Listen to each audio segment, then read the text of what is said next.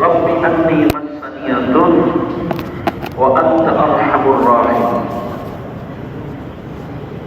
اے اللہ مجھے یہ تکلیف پہنچی ہے، تو ارحم الراحمین ذات ہے۔ اللہ تعالیٰ نے ایوب علیہ السلام کی آزمائش فرمائی،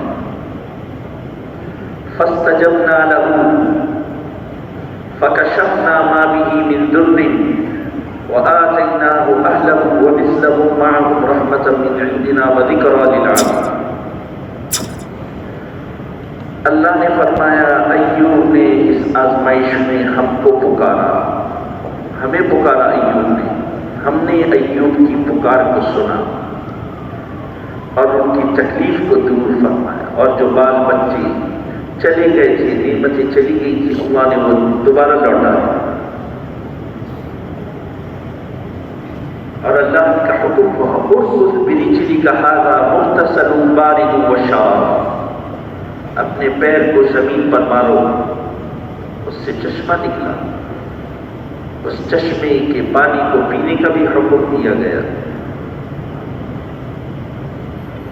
اور اس سے غسل کرنے کا بھی، اس کو پیا۔ اللہ تعالیٰ نے اپنی قدرت سے ایوب علیہ السلام کے طویل عرصے کے مرض سے نجات عطا فرمائی۔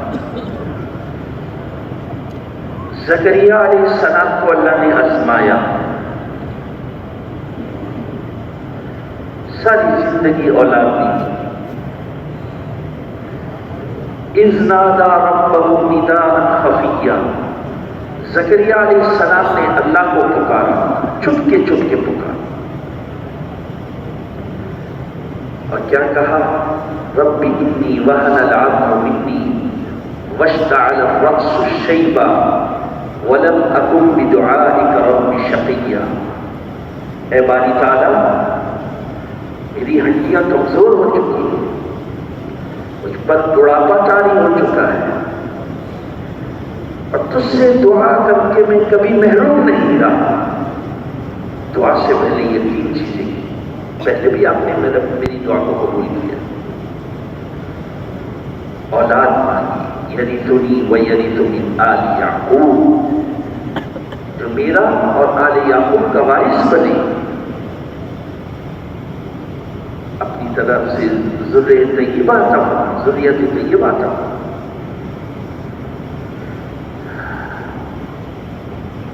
کیونکہ انبیاء علیہ السلام درہم اور دینار کے وارث نہیں بنا، وہ تو علم کا وارث بنا، یعنی نبوت کے اس سلسلے میں اولاد دے کر اس کو بھی یہاں کھڑا کر دیں کہ وہ بھی خلق خدا کی رہنمائی کا کام کرے، اور وہ بھی انسانوں کو تجھ سے جوڑے اور جنت کے دروازے پہ لا کھڑا کرے۔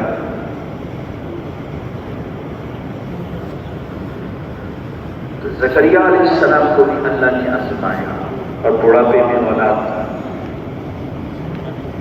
یحییٰ علیہ السلام کی صورت۔ تو اپنوں کو بھی اللہ آزماتے، پرائے کو بھی آزماتے۔ آزمائش کے دنوں میں کیا کرنا چاہیے؟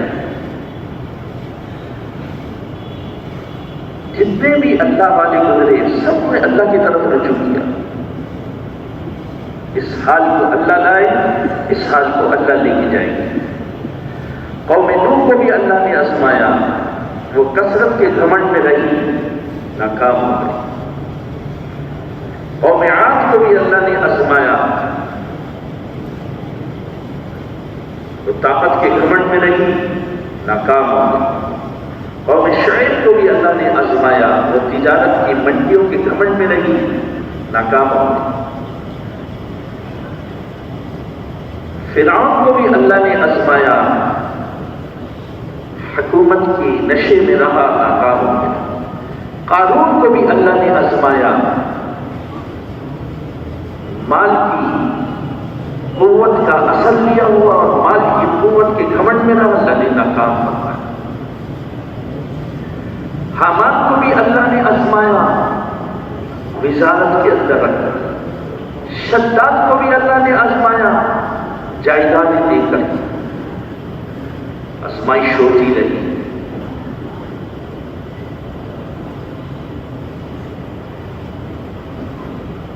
سے بچہ پیدا ہوتا ہے آزمائش کا سلسلہ شروع ہو جاتا ہے. یہ آزمائش کا سلسلہ کب تک رہتا ہے؟ موت تک رہتا ہے. کسی کو کچھ دے کر اللہ آزماتے ہیں، کسی سے اللہ تعالیٰ کچھ واپس دے کر آزماتے ہیں.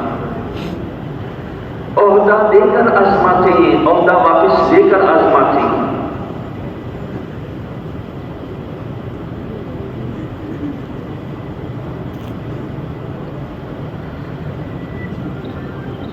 بیوی دے کر آزماتے ہیں، بیوی واپس دے کر آزماتے ہیں. شوہر دے کر آزماتے ہیں، شوہر واپس دے کر آزماتے ہیں. اولاد دے کر آزماتے ہیں، اولاد واپس دے کر آزماتے ہیں اللہ تعالیٰ. کسی کو لڑکے دے کر آزماتے ہیں، کسی کو لڑکیاں دے کر آزماتے ہیں. کسی کو کچھ نہ دے کر آزماتے ہیں، کسی کو سب کچھ دے کر پھر لے کر آزماتے ہیں.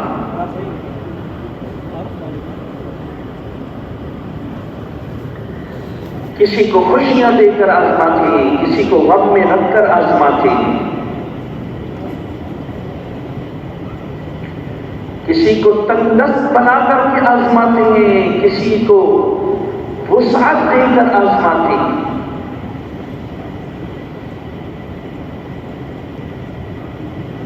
کسی کو مکان دے کر آزماتے ہیں، کسی سے مکان واپس لے کر آزماتے ہیں. کسی کو سواری دے کر آزماتے ہیں، کسی سے سواری واپس لے کر آزماتے ہیں.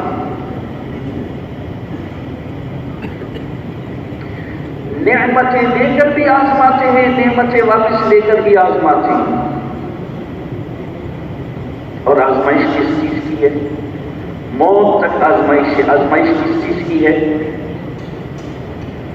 آزمائش اس چیز کی ہے کہ آئے ہوئے حالات کو جو اللہ کی طرف سے آتے ہیں، ہر انسان پر آتے ہیں. صبح سے لے کر شام تک انسانوں پر حالات آتے ہیں بارش کے قطروں کی طرح. ان آئے ہوئے حالات میں یہ کس طرف رجوع کرتا ہے؟ کون سا طریقہ اپناتا ہے؟ زندگی گزارنے کا کون سا طریقہ اپناتا ہے؟ آئے ہوئے حالات میں کون سا طریقہ زندگی گزارنے کا اپناتا ہے؟ وہ طریقہ جو پسندیدہ نہیں ہے، یا وہ طریقہ جو پسندیدہ ہے؟ یہ آزمائش، موت تک یہ آزمائش. یہ اللہ تعالیٰ اپنے بندوں سے آزما رہے ہیں. زندگی گزارنے کے دو طریقے ہیں. ایک طریقہ یہ ہے کہ آئے ہوئے حالات کو حالات سے بدلنا،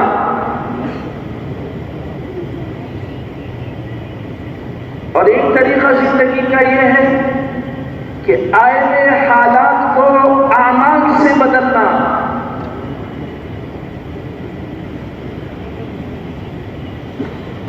حالات کو حالات سے بدلنے کا کیا مطلب ہے؟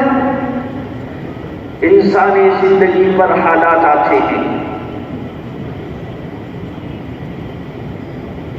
وزیر پر حالات، صدر پر حالات، کارخاندار پر حالات، دوائیاں بنانے کی فیکٹریوں پر حالات، اسلحے بنانے والوں کی فیکٹریوں پر حالات، قصبوں پر حالات، شہروں پر حالات. ایک طریقہ تو یہ ہے جو کہ ناپسند طریقہ ہے، جو کسی نبی کو دے کر اللہ تعالیٰ نے نہیں بھیجا، کہ ان آئے ہوئے حالات سے نکلنے کے لیے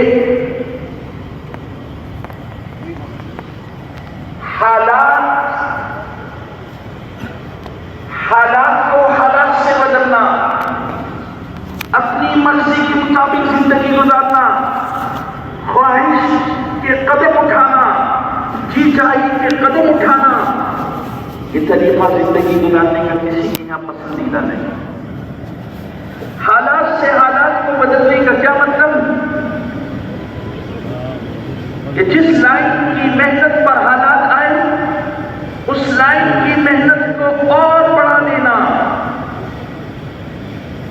ان حالات سے نکلنے کے لیے اس لائن کی محنت کو اور بڑھا دینا. وزیر کی وزارت پر حالات آئے تو وزیر وزارت کی محنت کو اور بڑھا دے. صدر کی صدارت پر حالات آئے تو صدر صدارت کی محنت کو اور بڑھا دے. کارخاندار کی کارخانے پر اگر کوئی حالات آئے تو ان حالات سے نکلنے کے لیے اپنے حالات اپنی اس کارخانے کی محنت کو اور بڑھا دے.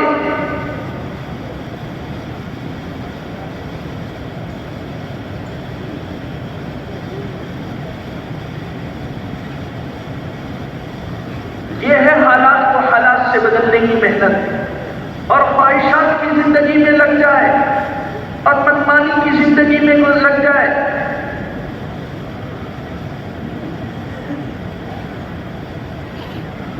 جس ذات نے حالات بھیجے ہیں اس کی طرف نگاہ نہ جائے. اب جب یہ ناپسند طریقہ اپناتا ہے تو زندگی اور خراب ہو جاتی ہے، قتل و قتال اور ہونے لگتا ہے، چیزوں کے دام اور بڑھ جاتے ہیں، دلوں میں نفرتیں اور ہو جاتی ہیں، زلزلے اور آنے شروع ہو جاتے ہیں، ہواؤں کے رخ بدل جاتے ہیں، بارشیں بند ہو جاتی ہیں، بے وقت بارشیں آنا شروع ہو جاتی ہیں. جس وقت بندوں کو اللہ کے بندوں کو ضرورت ہے اس وقت بارشیں نہیں ہوتی. اللہ کا نظام مخالفت پر آ جاتا ہے جب انسان ناپسند طریقے کی زندگی شروع کر دیتا ہے.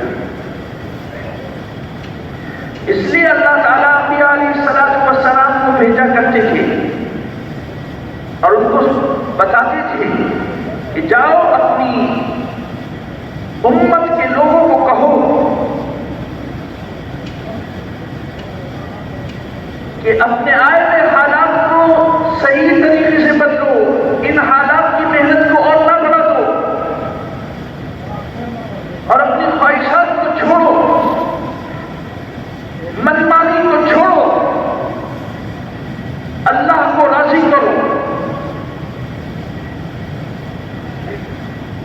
چنانچہ قرآن پاک میں اللہ نے ایک قصہ ذکر فرمایا اور وہ ہے آدم علیہ السلام کے دو بیٹے تھے. ایک بیٹے کا نام قابیل اور ایک بیٹے کا نام حابیل. اس وقت ان کی شریعت میں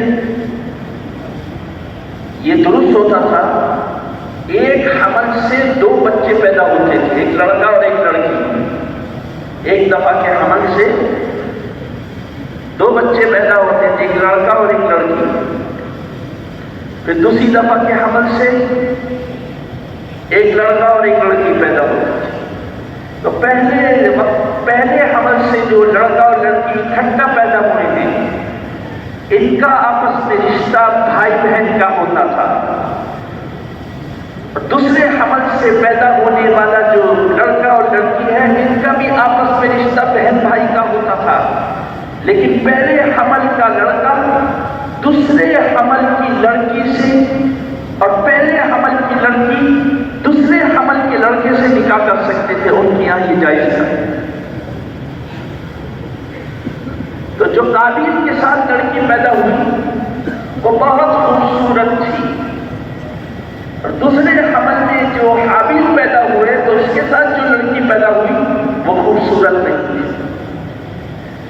ضابطے کے اعتبار سے قابیل کے لیے نکاح کے لیے وہ لڑکی جائز تھی جو حابیل کے ساتھ پیدا ہوئی ہے اور حابیل کے لیے وہ لڑکی جائز تھی جو قابیل کے ساتھ پیدا ہوئی ہے.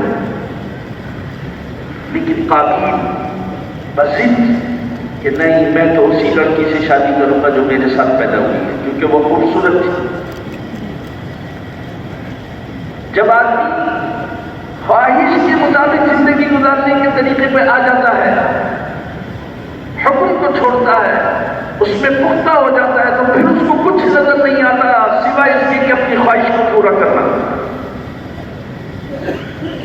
آدم علیہ السلام نے بہت سمجھایا، ارے بھائی تمہارے لیے یہ جائز نہیں ہے، تمہارے لیے یہ جائز نہیں مانے۔ تو کہا اچھا چلو تم اپنی اپنی قربانی پیش کرو، نظر پیش کرو، جس کی قربانی قبول ہو جائے وہ اس لڑکی سے شادی کرے گا۔ اس زمانے میں طریقہ یہ ہوتا تھا کہ اپنی اپنی چیزوں کو کسی میدان میں رکھ دیا جاتا تھا اور آسمان سے آگ آتی تھی، اور وہ آگ اگر اس رکھی ہوئی چیز کو کھا جائے تو پھر یہ علامت ہوتی تھی کہ اس کی قربانی قبول ہو گئی۔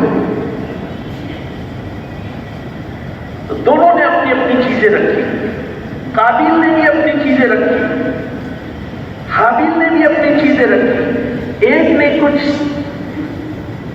بھیڑ بکریاں رکھی اور ایک نے کچھ گندم وغیرہ رکھا۔ فَتُقُبِّلَ مِنْ أَحَدِهِمَا وَلَمْ يُتَقَبَّلْ مِنَ الْآخَرِ، تو ایک کی قربانی قبول ہو گئی، حابیل کی قربانی قبول ہو گئی، قابیل کی قربانی قبول نہیں ہوئی۔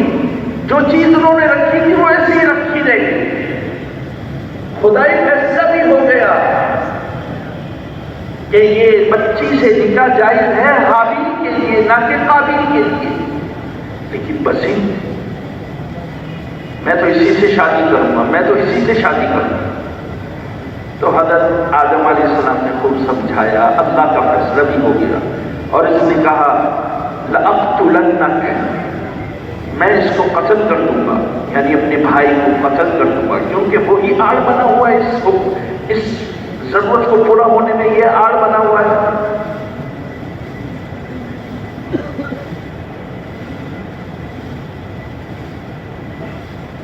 بھائی نے کہا ارے مجھے کیوں قتل کرو گے؟ تم تقوی اختیار کرتے تو تمہاری بھی قربانی قبول ہو جاتا ہے، اللہ تعالیٰ تو تقوی والوں کی قربانی کو قبول کرتے ہیں۔ انما یتقبل اللہ من المتقین، اگر تم تقوی اختیار کرتے تمہاری قبول ہو جاتی۔ اس سے پتہ چلا ایک عمل دو آدمی کر رہے ہیں، ایک تقوی کے ساتھ کر رہے ہیں، ایک بغیر تقوی کے، تو اللہ تعالیٰ تقوی والے کے عمل کو قبول کرتے ہیں۔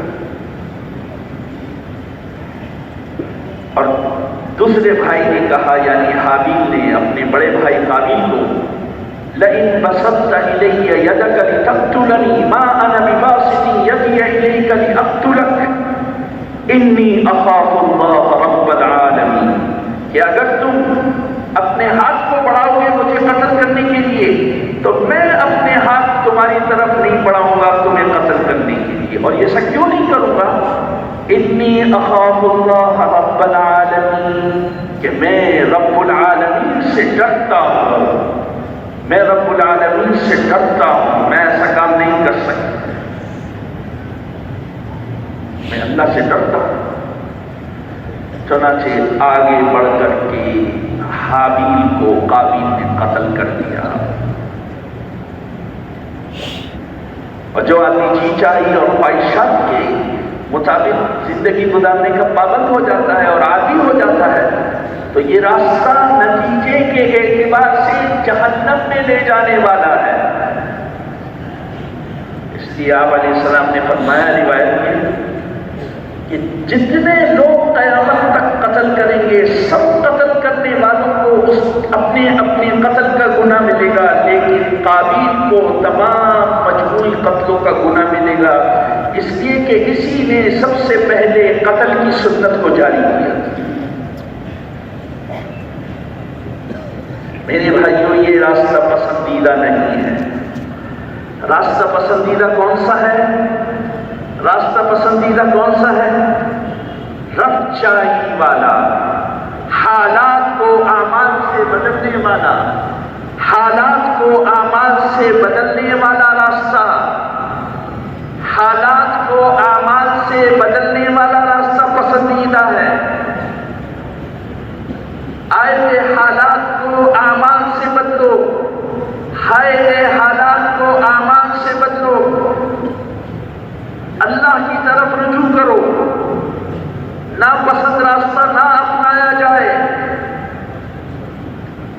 جب انسان کے دل کی سطح تیار ہوتی ہے اور صلاحیت تیار ہوتی ہے اور دل کا رخ اللہ کی طرف ہوتا ہے، پھر یہ پسندیدہ راستہ نظر آتا ہے اور ناپسندیدہ راستہ اس سے نفرت پیدا ہوتی ہے جب دل کا رخ اللہ کی طرف ہو جائے۔ تبلیغ کی ساری محنت، دعوت کی ساری محنت یہ اس غرض سے ہے کہ دوسروں کو تیار کر کے، دوسروں کو آمادہ کر کے ایسی محنت کی جائے کہ ہمارے دل کا رخ اللہ کی طرف ہو جائے۔ دل کا رخ اللہ کی طرف ہو تو انسان اللہ کو دیکھ کے چلتا ہے، اگر دل کا رخ مخلوق کی طرف ہو جائے تو انسان مخلوق کو دیکھ کے چلتا ہے۔ اللہ تعالیٰ ناپسند راستے سے نکالنے کے لیے انبیاء علیہ السلام کو بھیجا کرتے تھے، جاؤ اپنی اپنی قوموں کو کہہ دو، اپنے اپنے لوگوں کو کہہ دو کہ اب وہ پسندیدہ راستہ اپنائیں۔ اللہ بھیجتے تھے انبیاء کو کہ وہ مخلوق سے ہٹا کے اور خالق سے جوڑنے والے ہوں۔ انبیاء علیہ السلام کو اللہ تعالیٰ بھیجتے تھے کہ چیزوں اور ساز و سامان سے دل کا رخ ہٹا کر اور حضور علیہ السلام کے یا اس زمانے کے انبیاء کے طریقوں کو اپنانے والے ہوتے۔ اللہ تعالیٰ بھیجتے تھے انبیاء علیہ السلام کو کہ دل کا رخ دنیا سے ہٹ کر اور آخرت کی طرف ہو جائے، اس لیے کہ دل کا رخ اللہ کی طرف ہو جائے اور دل کا رخ آخرت کی طرف ہو جائے اور دل کا رخ اعمال کی طرف ہو جائے تو یہ دل کی ہدایت ہے۔ اگر دل کا رخ مخلوق کی طرف ہو جائے اور دل کا رخ چیزوں کی طرف ہو جائے اور دل کا رخ دنیا میں ہی بھٹکتا رہے، یہ گمراہی کی علامت ہے۔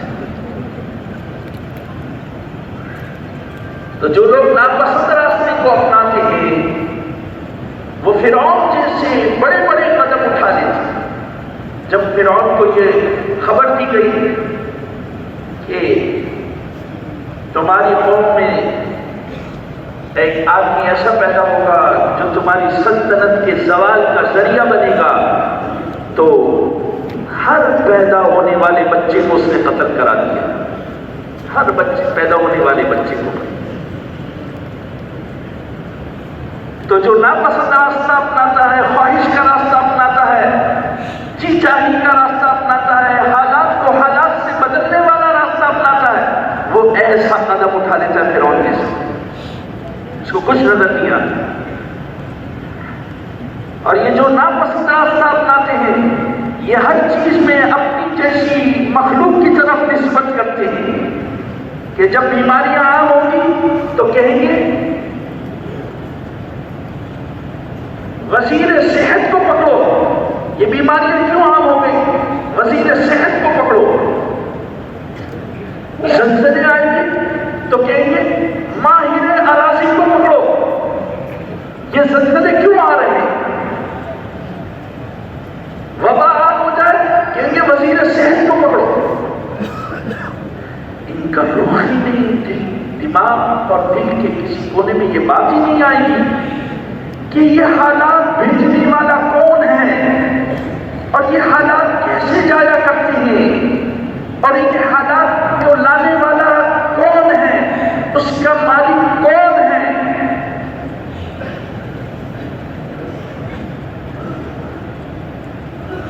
حالات اللہ لاتے ہیں اور اللہ ہی اس کے مالک ہیں، جیسے لاتے ہیں ایسے لے بھی جاتے ہیں، ایسے ہٹا بھی دیتے ہیں۔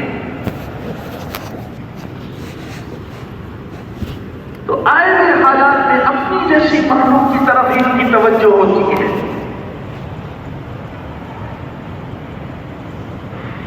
اور حالات کو حالات سے بدلنے والے اور خواہشات کے طرز پر زندگی گزارنے والے، ان کی مثال ایسی ہے جیسے کہ کوئی لنگڑا اپنے جیسے لنگڑے کا انتخاب کر لے راستہ دکھانے کے لیے، سہارا دینے کے لیے۔ یا جیسا کوئی اندھا راستہ بتانے کے لیے اپنے جیسے راستے کا اپنے جیسے نابینا اور اندھے کا انتخاب کر لے اور کہے کہ اس کو اپنا بنا لو، اس سے کام بن جائیں گے، وہ بھی محتاج، یہ بھی محتاج، تو کام کہاں سے بنے؟ کام بنانے والے تو اللہ ہیں۔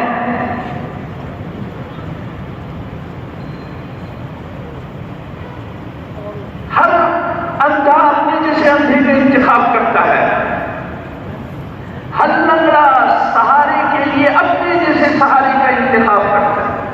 میرے بھائیوں، دوستوں، بزرگوں، ہم سب توبہ کریں گے، توبہ اللہ سے۔ حضور علیہ السلام کے آخر نبی ہونے کی وجہ سے ہم سب کو اللہ تعالیٰ نے یہ عظیم محنت عطا فرمائی ہے۔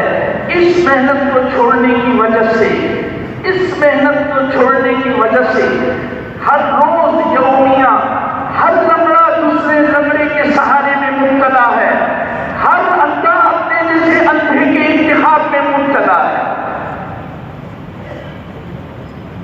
انتخاب بھی اپنے جیسے اندھے کا کر رہا ہے، نہیں یہ میرے کاموں کو بنا دے گا، یہ میرے کاموں کو بنا دے گا، یہ میرے کاموں کو۔ کام بنانے والے صرف اللہ ہیں۔ اللہ کو ساتھ لینا، اللہ ساتھ ہوتے ہیں اللہ کی مرضی کو پورا کرنے سے۔ حضور علیہ السلام نے یہی محنت فرمائی، آپ نے یہی محنت فرمائی۔ احکامات تو بعد میں آئے، مکے کی زندگی میں احکامات نہیں تھے۔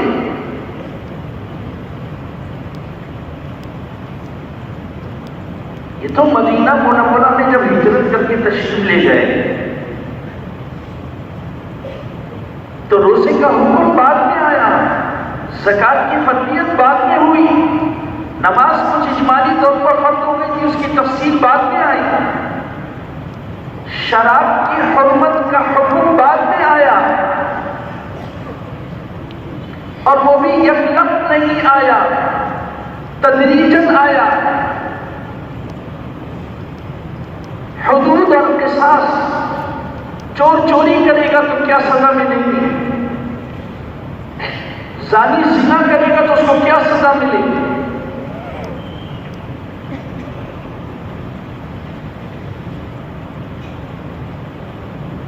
اور ڈاکو ڈاکہ مارے گا تو اس کو کیا سزا ملے گی۔ یہ حدود، اور قاتل قتل کرے گا تو اس کو کیا سزا ملے گی، یہ حدود اور قصاص کی تو وہ بعد میں آئے۔ پھر مکے کی زندگی میں کیا تھا؟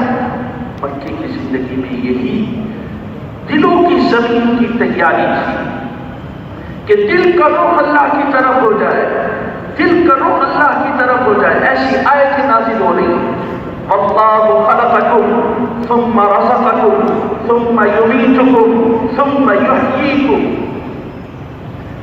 اللہ وہ ذات ہے جس نے تمہیں پیدا کیا، جس نے تمہیں رزق دیا، جو تمہیں موت دے گا، پھر وہ تمہیں جلائے گا اور زندہ کرے گا۔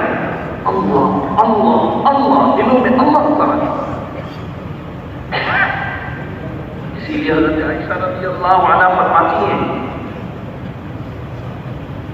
اسی لیے حضرت عائشہ رضی اللہ عنہا فرماتی ہیں کہ اگر شراب کی حرمت کا حکم ابتداءً ہی آ جاتا تو کوئی اس کو نہیں چھوڑتے۔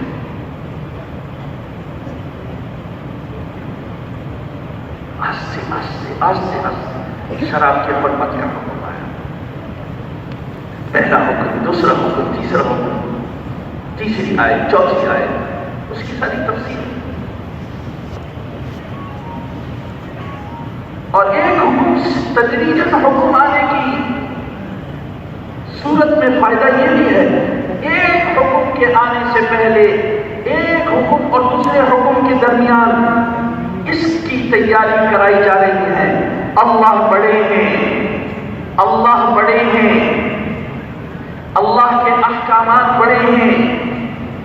اللہ تعالیٰ نے انعام کے لیے جو مہمان خانہ تیار کیا ہوا ہے، جنت وہ بڑا مہمان خانہ ہے۔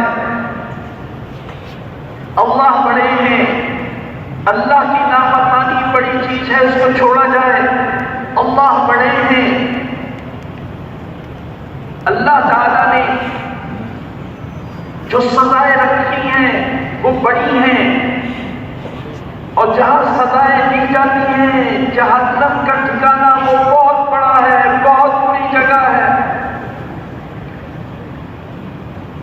یہ دلوں کی تیاری ہوئی، اللہ بڑے ہیں، اس بڑے کا کہنا مانا جائے، اس کو اپنایا جائے۔ چنانچہ ایسی آیتیں آ رہی ہیں، ایسی آیتیں آ رہی ہیں، اللہ الذی خلقکم من ضعف، اللہ وہ ذات ہے جس نے تم کو کمزوری کی حالت میں بنایا، جب تم کمزور تھے تمہاری کمزوری کی حالت میں بنایا۔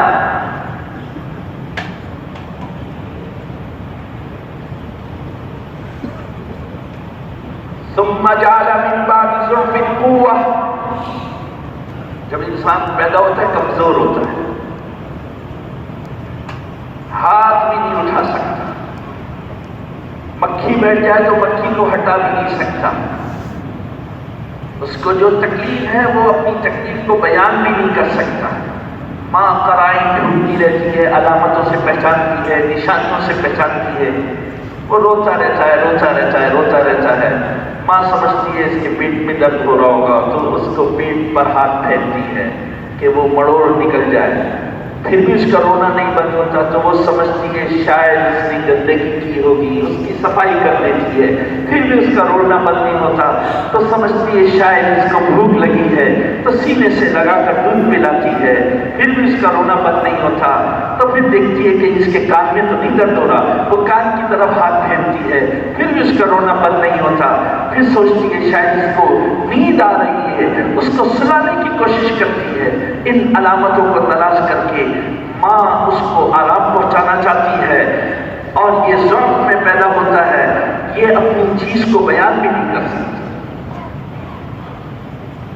ثم جعل من بعد ضعف قوة، پھر اس کمزوری کے بعد اللہ تعالیٰ اس کے بازو میں قوت کو ڈال دیتی، بازو میں قوت آ جاتی ہے، بازو میں قوت آ جاتی ہے تو بازو میں قوت کے تقاضے آ جاتی ہیں، اور پھر اس کی گفتگو بھی اس تقاضے کے مطابق بن جاتی ہے، کوئی آدمی سامنے اس کے آ جائے اور کوئی اس کی ناگواری کی بات کہے تو یہ کہتا ہے زیادہ بات مت کرو ورنہ میں تمہیں بتا دوں گا، یہ کس چیز کے بول ہیں؟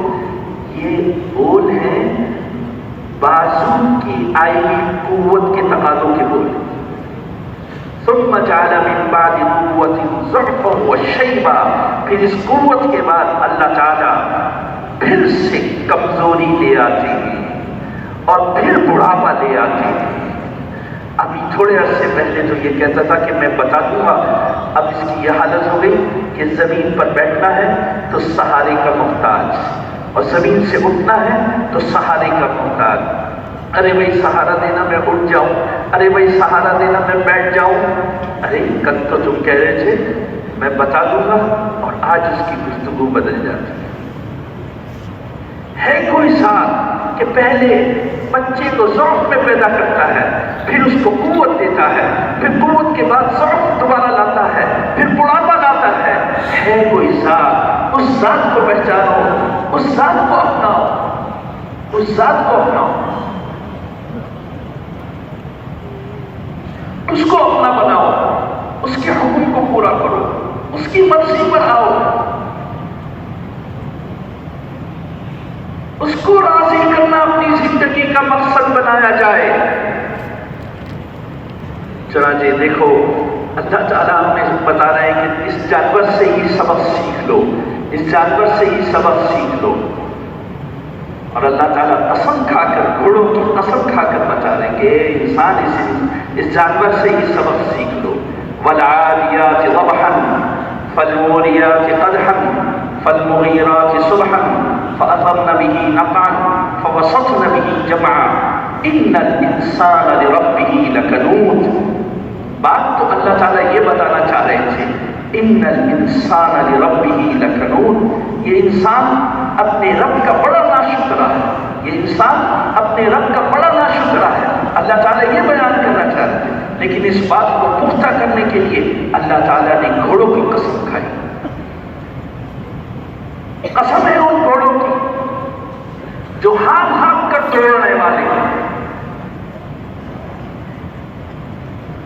اور جو زمین پر ٹاپے مار مار کر چنگاری اڑانے والے ہیں، فالمغیرات صبحا، جو صبح کے وقت شبخون مارنے والے، یلغار کرنے والے، حملہ کرنے والے ہیں صبح کے وقت، فأثرن به نقعا، پھر وہ غبار اڑانے والے ہیں، فوسطن به جمعا، اور پھر مجمع میں جھمگٹے میں گھسنے والے ہیں۔ ان گھوڑوں کی قسم، ان الانسان لربہ لکنون، یہ انسان اپنے رب کا بڑا ناشکرا ہے، یہ انسان اپنے رب کا بڑا ناشکرا۔ اے انسان، اس گھوڑے سے ہی سبق حاصل کرو۔ یہ گھوڑے کا مالک اس کا جسم کی صفائی کرتا ہے اور اس کو چارہ ڈالتا ہے اور اس کو پانی پلاتا ہے اور اس کی آرام کے لیے جگہ مہیا کرتا ہے اور استبل بناتا ہے، حالانکہ وہ اس کا حقیقی مالک نہیں ہے، مجازی ہے، اور وہ بھی صرف اتنی خیال رکھنے کے اعتبار سے مالک ہے، لیکن یہ اپنے مالک کا کتنا کہنا مانتا ہے۔ اے انسان، اسی سے سبق سیکھ۔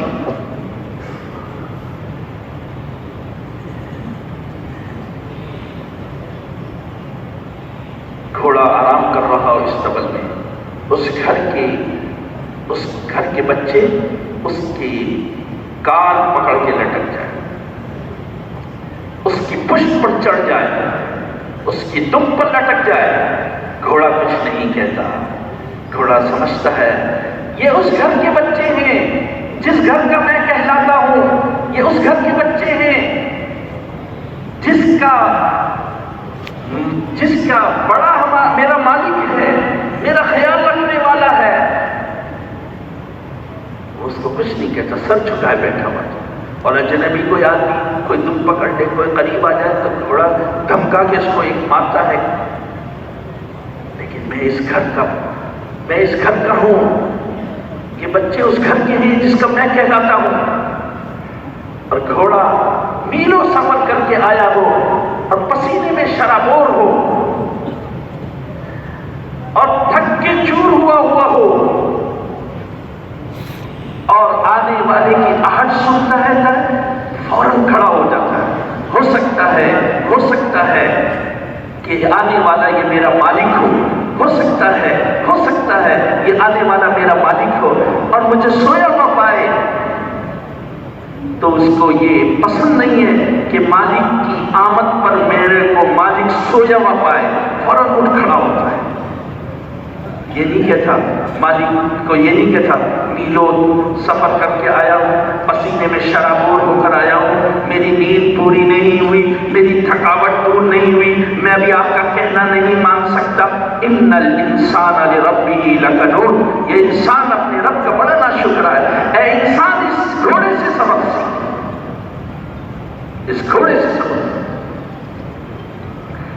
اور پھر جب مالک اس کو زین ڈالتا ہے اس کے جسم پر، تو منع نہیں کرتا کہ میں زین نہیں ڈال سکتا، وہ تیار ہوتا ہے۔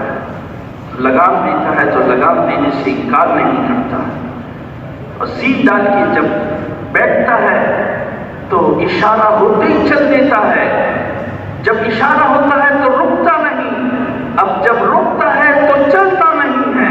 ان الانسان لربہ لکنون، انسان اپنے رب کا بڑا ناشکرا ہے۔ اس گھوڑے سے ہی سبق سیکھ۔ اور یہ نہیں کہتا اپنے مالک کو نہ میں بیچ میدان میں نہیں جاؤں گا، میں دشمنوں کے بیچ مجمع میں نہیں جاؤں گا۔ وہ اپنی جان کو ہلاکت میں ڈالتا ہے اور اپنے آقا کا کہنا بنتا ہے کہ میری جان جاتی ہے تو چلی جائے، میرے مالک کو تکلیف نہ ہو۔ ان الانسان لربہ لکنون، یہ انسان اپنے رب کا بڑا ناشکرا ہے۔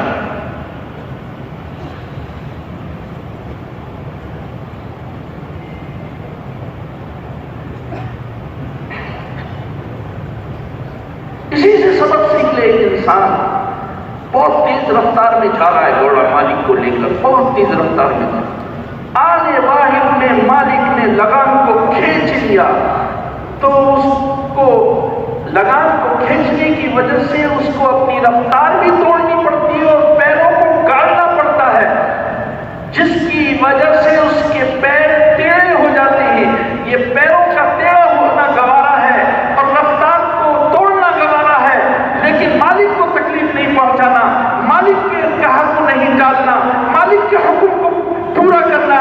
ان الانسان لربہ لکنود، اے انسان تو اپنے رب کا بڑا ناشکر ہے، انسان اپنے رب کا بڑا ناشکر ہے۔ اس گھوڑے سے سبق سیکھ، اس گھوڑے سے۔ اس لیے میرے بھائیوں، سارے انبیاء علیہ السلام کی محنت کا رخ یہی ہے، انسانوں کے قلوب، جب انسانوں کے قلوب میں یہ صلاحیت پیدا ہو جائے، اپنے خالق اور مالک کو پہچاننا سب سے پہلی ذمہ داری ہماری، اپنے خالق اور مالک کو پہچاننا، اپنے اللہ کو پہچاننا، اور زندگی کا موضوع اللہ کو راضی کرنا بنا۔ حضور علیہ السلام نے یہی محنت فرمائی، حضور علیہ السلام نے یہی محنت فرمائی۔ چنانچہ جنگ بدر کے موقع پر حضرت ابوبکر صدیق رضی اللہ عنہ، وہاں تو یہ تھا سب کچھ، مسلمانوں کی جماعت میں حضرت ابوبکر اور ان کے صاحبزادے ایمان نہیں لائے، وہ کافروں کی جماعت میں۔ جب جنگ بدر سے فارغ ہو گئے، اللہ نے ان کو بھی اسلام کی توفیق دے دی، تو وہ کہنے لگے، ابا جان آپ میری تلوار کے نیچے 2 سے 3 مرتبہ آئے اور میں نے یہ خیال کر کے چھوڑ دیا کہ میرے والد ہیں۔ تو حضرت ابوبکر رضی اللہ عنہ کیا جواب فرماتے ہیں؟ آپ نے فرمایا، بیٹا اگر تم میری تلوار کے نیچے 1 مرتبہ بھی آتے تو میں یہ خیال کر کے نہ چھوڑتا کہ یہ میرا بیٹا ہے، بلکہ میں اللہ کا حکم سمجھ کر کے تلوار چلا دیتا۔ اس پر لائے تھے آپ علیہ السلام، ایک آدمی حکم دیکھ کر چلنا ہے، اللہ کی مرضی کو دیکھ کر چلنا ہے، اللہ کو راضی کرنا ہے۔ زندگی میں اللہ نے بھیجا ہی اپنے آپ کو راضی کرنے کے لیے، اللہ کو راضی کرنے کے لیے۔ اس لیے پسندیدہ راستہ کیا ہے؟ پسندیدہ راستہ یہ ہے، حکم والا راستہ ہے۔ اللہ تعالیٰ ہمارے لیے یہ راستہ ہم سب کے لیے آسان فرما۔ جتنا دل کا رخ اللہ کی طرف ہوگا، جتنے دل کی محنت ہوئی ہوگی، اتنا ہی اس راستے پر قدم چلتے چلے جائیں گے اور دوسرے راستے سے دور ہوتا چلا جائے گا۔ حکم میں سب سے بڑا حکم عبادت کی لائن کا حکم نماز کا ہے، نماز کا حکم ہے۔ آپ صلی اللہ علیہ وسلم نے فرمایا، من صلی الصبح فهو فی نعمت اللہ، جو صبح کی نماز، فجر کی نماز پڑھتا ہے وہ اللہ کے ذمے میں داخل ہو جاتا ہے، اس کو کوئی تکلیف نہیں ہو سکتی، اس کو کوئی سانحہ نہیں ہو سکتا، کوئی حادثہ نہیں ہو سکتا، کوئی واقعہ نہیں ہو سکتا۔ جو فجر کی نماز پڑھ لے اللہ کے ذمے میں آ جاتا ہے، اس کو کوئی نقصان نہیں پہنچا سکتا۔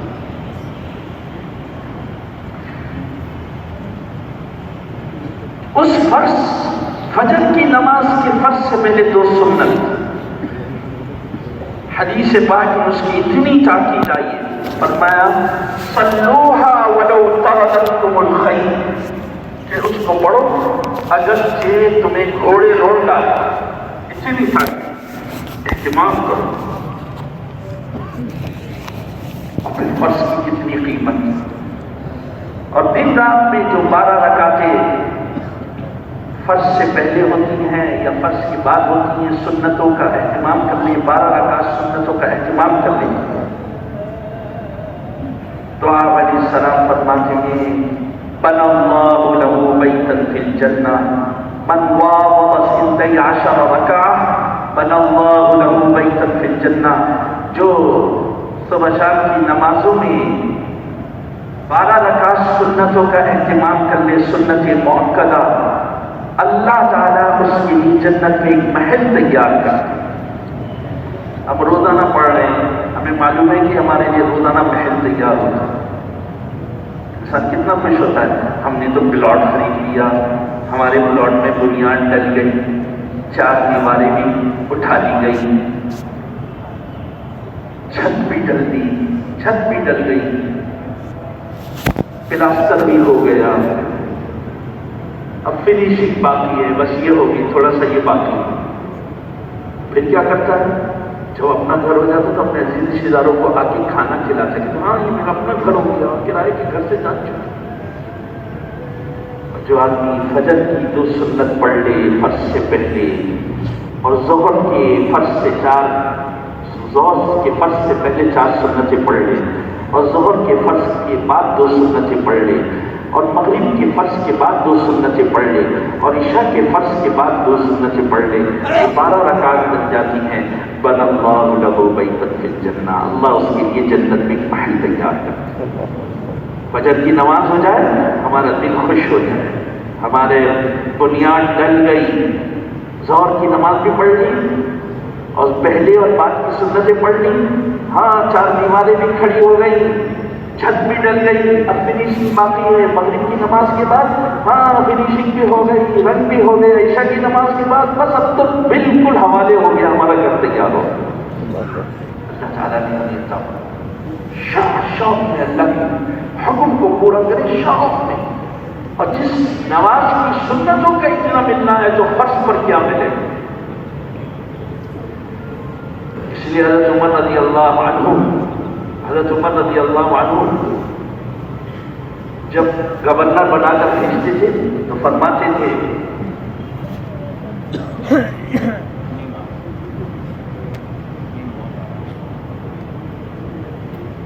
من حفظها وحافظ عليها حفظ دينها، جس نے نماز کی حفاظت کی اور اس نماز کا اہتمام کیا اس نے اپنی دین کی حفاظت کی.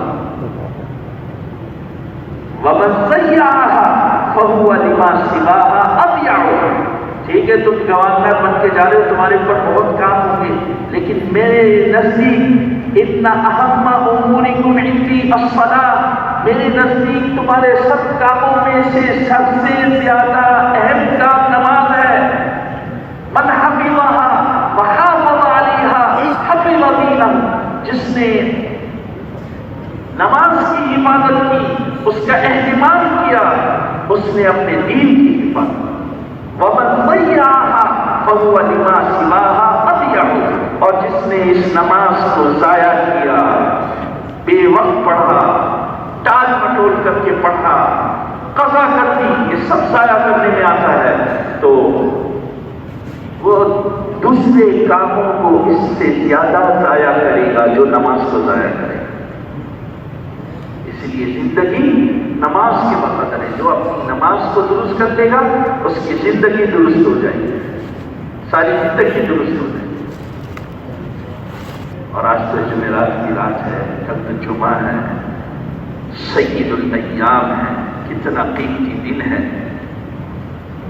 جمعے کا دن. حدیث پاک میں آتا ہے جو 7 چیزیں کر لیں، جو 7 اعمال جمعے کے دن کر لیں، اس کو ہر قدم پر 1 سال کی نماز عبادت کرنے کا اور 1 سال کے روزے رکھنے کا اجر و ثواب ملتا ہے. جو یہ 7 اعمال کو کر لیں، 7 اعمال جمعے کے دن کر لیں.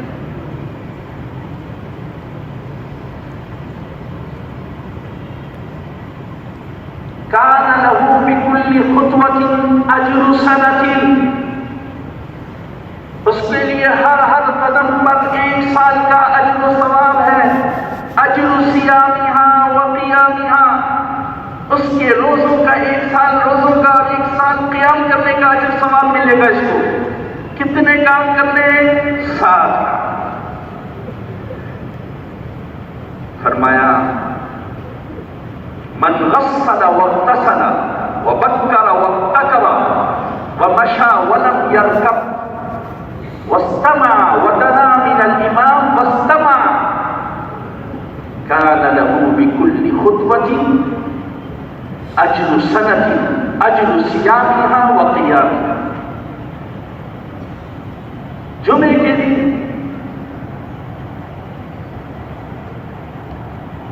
ازدواجی تعلق قائم کر کے اس نے غسل کیا، گھر کے لوگوں نے غسل کیا، یا اس کی دوسری تفسیر یہ ہے، اس کے دوسرے معنی یہ ہے کہ پہلے جوڑوں کو دھویا، پہلے جسم کے جو جوڑ ہیں اس کو صاف کیا، پھر سارے جسم کو غسل کیا، سارے جسم سے میں غسل کیا اور جلدی نکلا، جمعے کے لیے جلدی نکلا اور پہلے وقت میں مسجد پہنچا اور پیدل چل کے گیا، سوار ہو کے نہیں گیا، اور امام کے قریب بیٹھا اور غور سے اس کے خطبے کو سنا، ولم یلغو، اور کوئی لفظ کام نہیں کیا، کھیلا نہیں، کنکریوں سے کھیلا نہیں، یا کسی کی گردن پھلانگ کر نہیں گیا، تو یہ 7 کام کرنے پر اس کو ہر قدم پر 1 سال کے روزے اور 1 سال کی رات کے قیام کا ثواب ملے۔ اب آپ میں سے ہر ایک لے سکتا ہے؟ ہر ایک لے سکتا ہے؟ وہ تو دل کا رخ اللہ کی طرف ہوگا تو انسان کو اعمال سے کاموں کا بدلہ نظر آئے گا، دل کا رخ اللہ کی طرف ہوگا تو آخرت کو سنوارنے کے جذبات میں چل رہا ہوگا، اور دل کا رخ اللہ کی طرف ہوگا تو مخلوق سے دل کا رخ ہٹ کر اللہ سے جڑ رہا ہوگا، مجھے اللہ چاہیے۔ تبلیغ کی ساری محنت اور خلق خدا کی رہنمائی میں یہ صبح سے لے کے شام تک مصروف ہوگا کہ خلق خدا کی رہنمائی کروں، خلق خدا کی رہنمائی کروں۔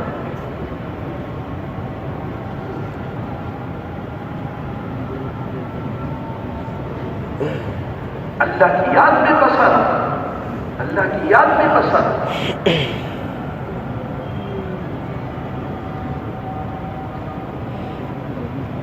قرآن پاک پڑھنا سیکھو، نہیں آتا تو آتا ہے تو اہتمام سے وقت فارغ کر کے قرآن پاک پڑھو۔ حدیث پاک میں آتا ہے جو مغرب اور عشاء کے درمیان یا رات سے پہلے رات کو یہ سورتیں پڑھ لے، سورہ ملک اور اسی طرح الف لام میم سجدہ، تو قبر کے عذاب سے اللہ تعالیٰ اس کی حفاظت فرماتے ہیں۔ اور جو آدمی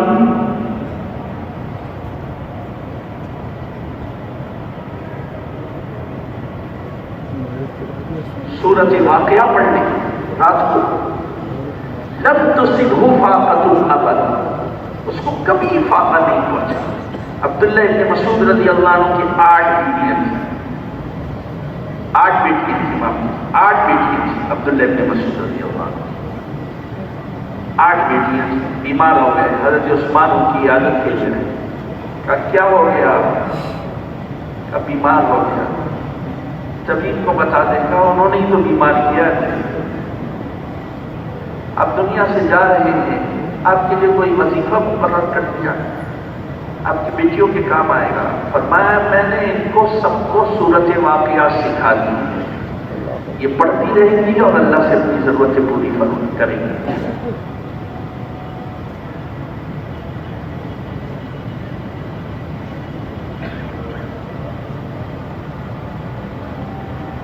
دل کا رخ اللہ کی طرف ہو، سارے کام آسان، دعوت دینے کا دل کے رخ کو اللہ کی طرف ہو، اور پھر سب پر شفقت کے جذبات تیار ہوں، سب کے اوپر رحم آئے گا۔ حدیث پاک میں آتا ہے من احتکر علی المسلمین طعاما ضربہ اللہ تعالی بالجسام والافلاس، جو مسلمانوں سے غلے کو روک لے، اور کیا غلے سے روکنے کی ابھی کم قیمت ہے، کچھ دنوں کے بعد قیمت زیادہ ہوگی، اور لوگوں کو ضرورت ابھی ہے، اور یہ روک کے رکھا ہوا اس کے پاس ہے، اور منصوبہ کیا بنا رہا ہے؟ مالدار بننے کا منصوبہ بنا رہا ہے۔ تو آپ علیہ السلام فرماتے ہیں ضربہ اللہ تعالی بالجزام والافلاس، اللہ تعالیٰ اس کو تنگدستی میں مبتلا کر دیں گے، اللہ تعالیٰ اس کو جزام کے مرض میں مبتلا کر دیں گے، کیونکہ یہ اللہ کی مخلوق کو تکلیف پہنچا رہا ہے۔ الخلق عیال اللہ، مخلوق اللہ کا کنبہ ہے، اپنے کنبے کا برا اللہ کو پسند نہیں ہے۔ اسی لیے آپ علیہ السلام نے فرمایا کہ الساعی علی الارملة والمسکین کالمجاہد فی سبیل اللہ کالذی یقوم اللیل ویصوم النہار۔ آپ علیہ السلام نے فرمایا بیوہ اور مسکینوں کی ضرورتوں میں دوڑ دھوپ کرنے والے کا اجر و ثواب ایسا ہے، مسکین اور بیواؤں کی ضرورتوں میں دوڑ دھوپ کرنے والے کا اجر و ثواب ایسا ہے جیسے اس شخص کا اجر و ثواب ہے جو اللہ کے راستے میں جہاد کے لیے نکلا ہو، اور جیسا اس شخص کا اجر و ثواب ہے جو رات کو اللہ کے سامنے کھڑے ہو کے عبادت کرتا ہو اور دن میں روزہ رکھتا ہو، ایسا اجر و ثواب اللہ عطا فرماتا ہے۔ الخلق عیال اللہ، مخلوق اللہ کا کنبہ ہے، اللہ کو اپنے کنبے کا برا پسند نہیں، اچھا پسند۔ اسی لیے اس کو بھی منع فرمایا آپ علیہ السلام نے، من عیر اخاہ بذنب لم یمت،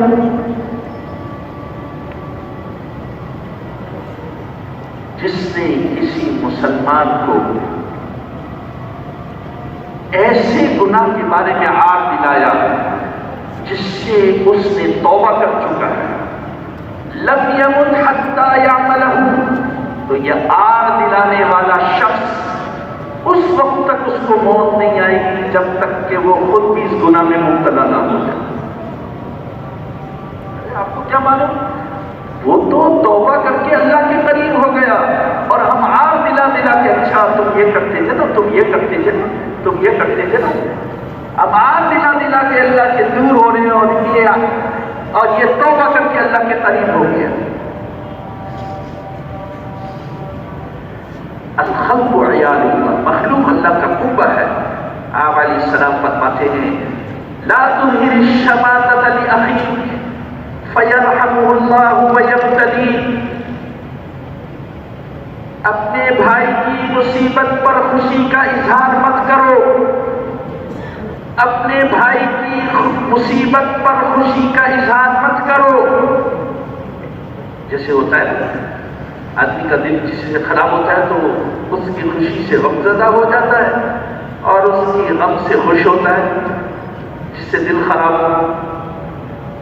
ایمان والے کا تو کیا ہونا چاہیے کہ کسی کی خوشی سے خوش، کسی کے غم اور پریشانی سے غم زدہ، یہ ایمانی تقاضے ہیں۔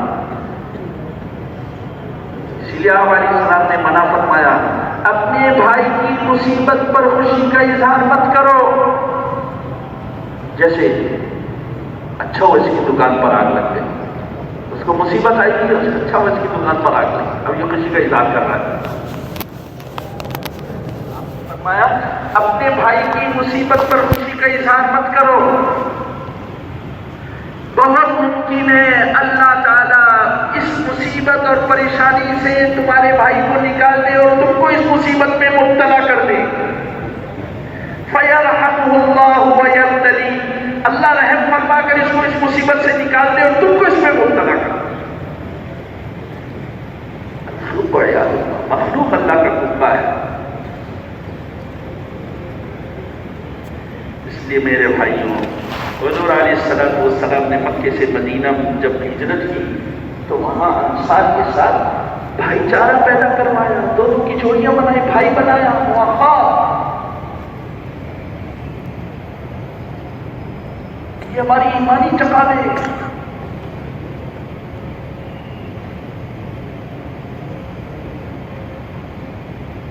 لا يحل لمسلم ان يهجر اخاه فوق ثلاث، کسی مسلمان کے لیے درست نہیں ہے، جائز نہیں ہے کہ وہ اپنے مسلمان بھائی سے 3 دن سے زیادہ ناطہ توڑے رکھے، تعلق توڑے رکھے۔ فَيَلْتَقِيَانِ وَيُعْرِضُ هَذَا وَيُعْرِضُ هَذَا، ان کی آپس میں ملاقات ہوتی ہے تو ایک اپنا منہ اس طرف کر لیتا ہے اور دوسرا اپنا منہ اس طرف کر لیتا ہے۔ تو آپ علیہ السلام نے فرمایا وَخَيْرُهُمَا مَنْ بَدَأَ بِالسَّلَامِ، اور ان دونوں میں بہتر وہ ہے جو سلام کی کیا کرے، ابتدا کرے۔ السلام علیکم ورحمۃ اللہ، بھائی مجھ سے ہی غلطی ہو گئی. وَخَيْرُهُمَا مَنْ بَدَأَ بِالسَّلَامِ، اور ان میں بہتر وہ ہے جو سلام کے ذریعے سے ابتدا کرے. لا يحل لمسلم ان يهجر اخاه فوق ثلاث فمن هجر فوق ثلاث فمات دخل الجنة دخل النار. آپ نے فرمایا مسلمان کے لیے یہ درست نہیں ہے کہ 3 راتوں سے زیادہ کسی مسلمان سے ناتا توڑے رکھے اور اسی حالت میں اگر موت ہو گئی تو جہنم میں جائے.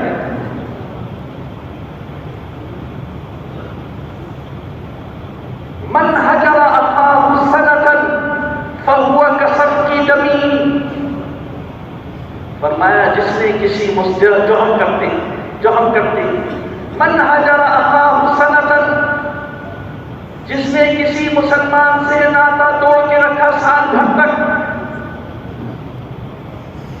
وہ ایسا ہے جیسے اس کا ناحق قتل کر دیا ہو. جیسے ناحق قتل کرنا برا ہے، ایسا سال بھر تک مسلمان کو چھوڑے رکھنا برا ہے.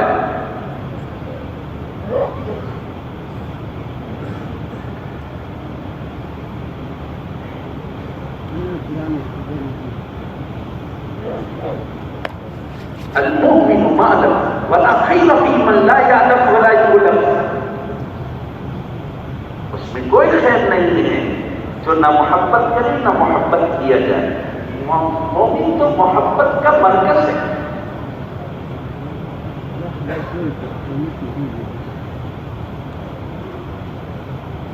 اس لیے بھائی رجب شروع ہو گیا، شعبان، رجب ختم ہونے والا ہے، شعبان شروع ہونے والا ہے اور رمضان شروع ہونے والا ہے. بھائی سب سے صلح بھی کر لو گے بھائی، سب سے صلح بھی کر لو. سب کو اللہ سے جوڑو، سب کو اللہ سے جوڑو. ہم سب کو اللہ کے سامنے حاضر ہونا ہے اور اپنی پوری زندگی کا حساب دینا ہے.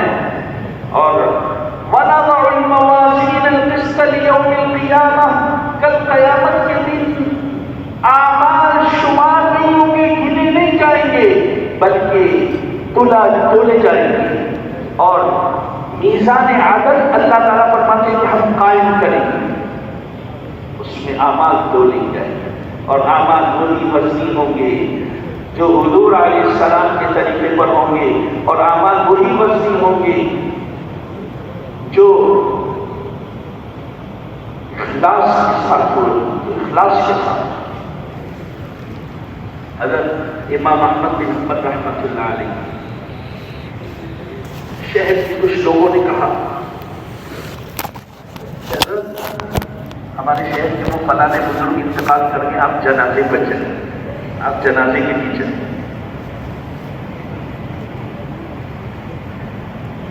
تو انہوں نے فرمایا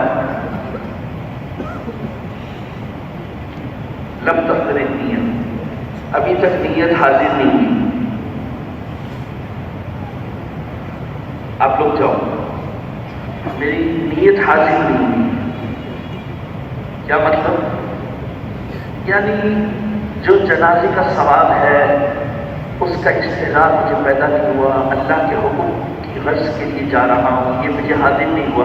میرے دل میں تو یہ آ رہا ہے کہ ہمارے شہر کے بڑے بزرگ انتقال کریں، اگر میں نہیں جاؤں گا تو لوگ مجھے کہیں گے اتنے بڑے بزرگ کا انتقال ہو، اس میں بھی نہیں گئی، میری ناک کٹنے کے خوف سے جاؤں گا میں تو. اور جب میں ایسا کروں گا تو میرا کل عمل وزنی نہیں ہوگا، اور جب وزنی نہیں ہوگا تو تول میں بھاری نہیں ہوگا.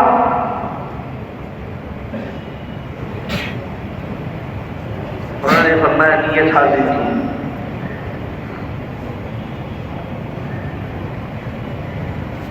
میں اس جذبے میں سے نہیں جاؤں گا کہ ایک جنازہ پڑھ لوں گا تو ایک قیرات ملے، اور دفن میں بھی شریک ہوگی ہو تو ایک اور قیرات مل جائے گا. تو قیرات اجر و ثواب ملے گا. قیرات تو قیرات کیا ہے؟ جیسے کہ حدیث پاک میں آتا ہے پہاڑ، بلند پہاڑ، یا ایک روایت میں بہت پہاڑ. یہ نیت ابھی مجھے حاضر ہے. تو تم لوگ جاؤ. ابھی جاؤں گا تو میں اس لیے جاؤں گا کہ اگر میں نہیں جاؤں گا تو لوگ کیا کہیں گے. میرے بھائی جو ہمیں خاص پر محنت کریں اور وہ بھی اسی طرح آئے گا جس طرح دل کا رخ مضبوط ہوگا, اللہ کی طرف ہوگا, اللہ کو اپنا سب کچھ سمجھیں گے اور اللہ آئے گئے حالات کو اللہ کی طرف سے سوچیں گے اور ساری نعمت کے دینے والے اللہ کو جانیں گے, سارے حالات آنے والے اللہ کو جانیں گے. تو پھر ہمارے دل کے اندر یہ صلاحیت تیار ہوگی, ہمارے دل کے اندر یہ صلاحیت, پھر لوگوں کا غم آئے گا, دین کے مٹنے کا غم پیدا ہوگا, اللہ کو راضی کرنے کا جذبہ تیار ہوگا, دین کے مٹنے کا غم پیدا ہوگا. پھر یہ اللہ کے پیغام, اللہ کے احکامات پر قدم اٹھیں گے. اللہ کا حکم کہ اللہ کے بندوں کو اللہ سے جوڑنا, اللہ کے بندوں کو اللہ سے جوڑنا, یہ اللہ کا حکم ہے.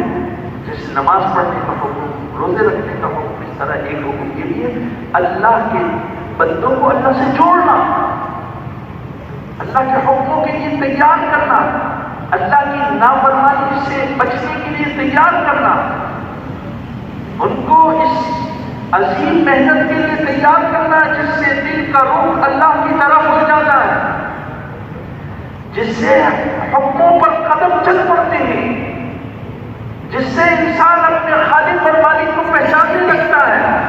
اس کے لیے تیار کرنا, اللہ کے راستے میں نکلنے کے لیے تیار کرنا.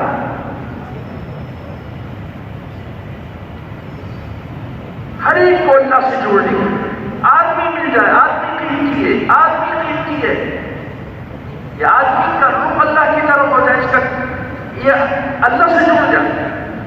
ایک پہلوان آیا حضور علیہ السلام کے پاس, رکانا اس کا نام. اس نے کہا کہ اگر تم نبی حق ہو جیسے تم دعویٰ کرتے ہو تو تم مجھ سے کشتی لڑو. اب ہمارے جیسا ہو تو کیا کہتا ہے, کشتی لڑیں, ہمارا کام تو نہیں کشتی لڑنا, ہم تو بات کر رہے ہیں, تم سے کشتی تھوڑی لڑیں. لیکن آدمی آ رہا تھا کشتی لڑنے سے, کہا ٹھیک ہے, اس سے کشتی لڑنے کے لیے تیار ہو گیا آپ علیہ السلام اور اس کو پھینک دیا زمین پر. وہ نیچے آپ صلی اللہ علیہ وسلم کو اوپر. اس نے کہا پھر دوبارہ سے کون سا ہیلا اختیار کیا, آپ نے دوبارہ تیار ہو. دوبارہ جب مقابلہ ہوا وہ نیچے آپ اوپر. اس نے کہا پھر دوبارہ مقابلہ ہوا, دوبارہ بھی آپ علیہ السلام اوپر وہ نیچے. اس نے شہادتین کے اقرار سے ایمان لے آیا, اشہد ان لا الہ الا اللہ واشہد ان محمد عبدہ. راستے میں تشریف لے جا رہے آپ علیہ السلام. ایک راستہ وہ جو لٹ رہا ہے, ایک راستہ وہ جو امن والا ہے. آپ نے فرمایا اسی راستے سے چلو جہاں ڈاکو ہیں. اور گئے پہنچے تو وہاں اس راستے پہ دو آدمی کھڑے ہوئے تھے. وہ کہہ رہے ہیں, ان سے آپ نے ملاقات بات کی, تم کون ہو بھائی؟ انہوں نے کہا نحن المہانا, ہم لوگ تو گرے پڑے لوگ ہیں, ذلیل لوگ ہیں. آپ نے فرمایا بل انتما المکرمان, نہیں تم تو عزت والے آدمی ہو, عزت والے لوگ ہو.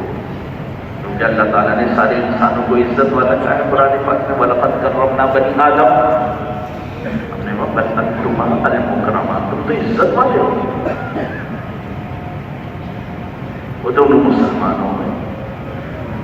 اب ہم کیا کرتے ہیں, اپنے آپ کو بچانے کی کوشش کرتے ہیں. اس راستے سے جائیں گے تو خطرہ ہے, اس راستے سے بچیں, حفاظتی تدبیر کرنی چاہیے. لیکن ہمارے پیارے نبی صلی اللہ علیہ وسلم کے دل میں غم تھا کہ میری امت کا ہر فرد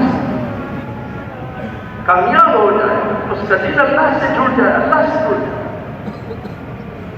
اس لیے ایک چور لایا گیا, اس کا جرم ثابت ہو گیا, حد لگانے کو کہا گیا. آپ رونے لگ گئے. صحابہ نے کہا آپ کو ان سے محبت تھی تو آپ ہمیں بتا دیتے. آپ نے فرمایا بہت برا امیر ہے وہ, جب حد قائم ہو جائے اور حد لگنے کا حکم ثابت ہو جائے تو وہ اس کو نہ قائم کرے. اور آپ نے فرمایا یہ جو میرا رونا تھا یہ اس کے ساتھ محبت کی وجہ سے. چور کے لیے ہمارے نبی رو رہے ہیں، چور کے لیے. اور اب چور ہمارے ہاتھ میں آ جائے تو اس کے جرم سے زیادہ مار دے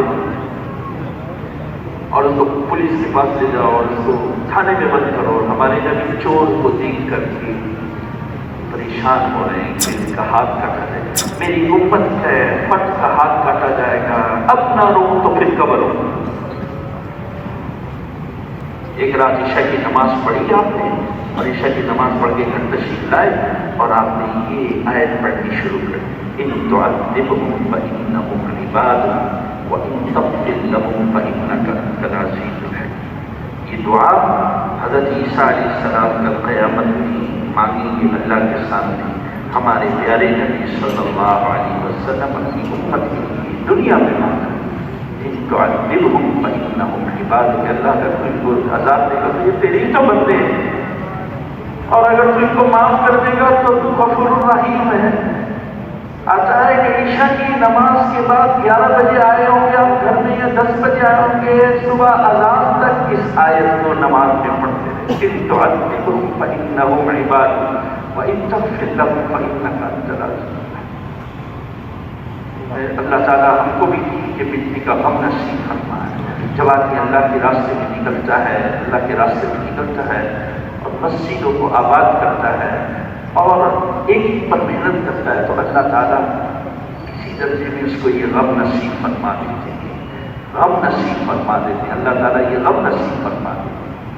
ہاں، حضور علیہ السلام نے ایک جماعت دی، قبیلہ حنفیہ بنی حنیفہ کی طرف نجد کی طرف ایک جماعت دی، گرفتار کر کے لائے ایک صاحب کو جس کا نام تھا تمامہ بن قثال.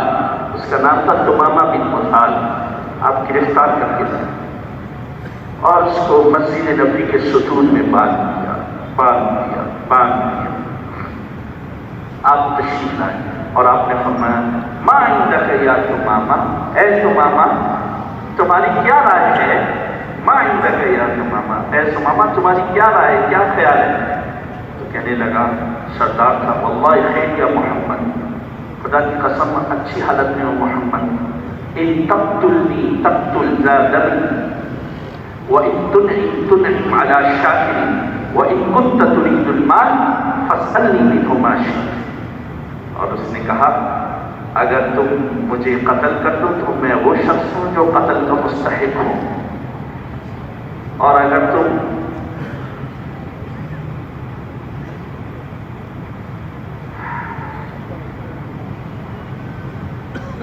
مجھے چھوڑ دو تو مجھ پر احسان کرو گے اور میں اپنے اوپر احسان کرنے والے کا شکر گزار ہوں.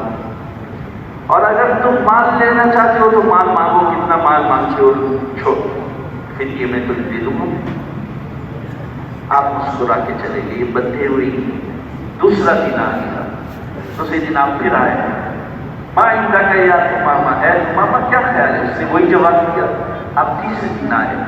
3 دن تک وہ دیکھتا رہا اسلامی معاشرہ، مسلمانوں کی زندگی، حضور علیہ السلام پر فدا ہونے کا انداز وہ دیکھتا رہا. کیسے فدا ہو رہے ہیں صحابہ، کیسے فدا ہو رہے ہیں، کیسے آپ علیہ السلام کا کہنا مان رہے ہیں،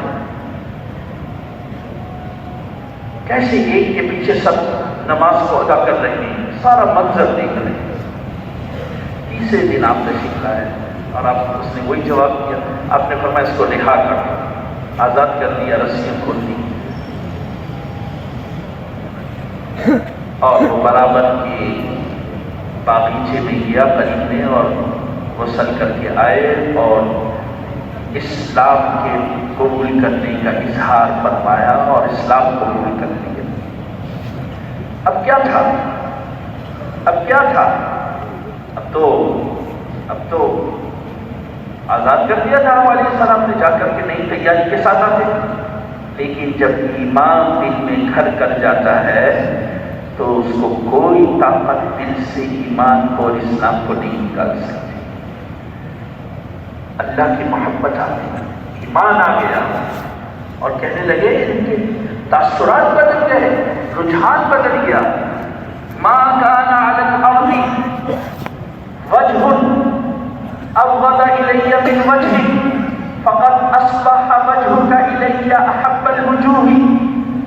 اے محمد صلی اللہ علیہ وسلم، آج سے پہلے آپ کا چہرہ مجھے تمام چہروں سے زیادہ برا لگتا تھا، آج آپ کا چہرہ مجھے تمام چہروں سے زیادہ پسندیدہ ہے. آج سے پہلے آپ کا دین تمام دینوں سے زیادہ برا لگتا تھا، آج آپ کا دین مجھے تمام دینوں سے زیادہ پسندیدہ ہے. آپ کا شہر تمام شہروں سے زیادہ برا لگتا تھا، آج آپ کا شہر مجھے تمام شہروں سے زیادہ اچھا لگتا ہے. میں عمرے پر جانا چاہتا ہوں، آپ بھی اچھا جانے دو. وہاں جب مکے پہنچے تو کہنے لگے سبب تھا تم بے دین ہو گئے ہو. کہا بے دین نہیں ہوا، میں محمد صلی اللہ علیہ وسلم کے ہاتھوں اسلام کو قبول کیا ہے. اور خوب سن لو، تم میری سرزمین پر آؤ گے ایک دانہ گندم کا نہیں دوں گا جب تک کہ حضور صلی اللہ علیہ وسلم اجازت ہے.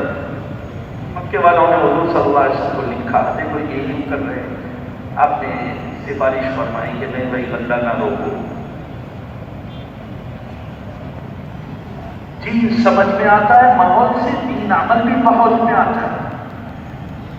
اس کے لیے ساری دنیا میں اللہ کے پیغام کو پہنچانے کے لیے تیار ہے انشاءاللہ. ساری دنیا میں جائیں گے انشاءاللہ.